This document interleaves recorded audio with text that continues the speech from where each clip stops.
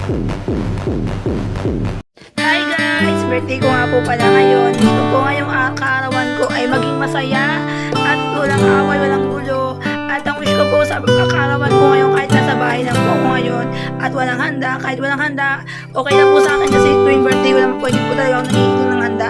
Ang hinihiling ko na po sa aking kaarawan palagi is more birthdays to come na dumating sa akin at marami pang taon ang dumating sa akin at sana Lord, gawayan niyo po ako sa araw-araw na pamumuhay ko at sa araw-araw na ginagawa ko.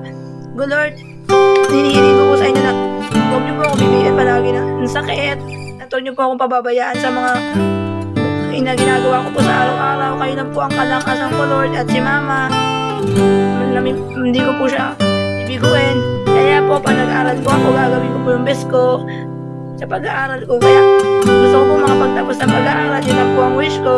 At para mabigay ko na po ang gusto ni Mama na bahay.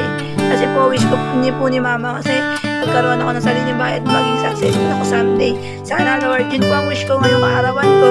Maging masaya po ako ngayong araw kahit wala po akong handa. Hindi po ako nakaalis, hindi po ako nagala. Yun lang po, okay lang po sa akin kahit wala po akong handa at wala akong basta masaya lang po ako at ligtas po ako. Walang sakit at walang karamdaman na dumating sa akin ngayong kaarawan ko. Napapasalamat ako sa inyo Panginoon na binigyan niyo pa rin ako ng buhay na walang hanggan at buhay na ngayong araw ko kasi kung hindi dahil sa inyo, hindi ako mabubuhay ng ganito kahaba na umabot na ako ng 22 years old at sana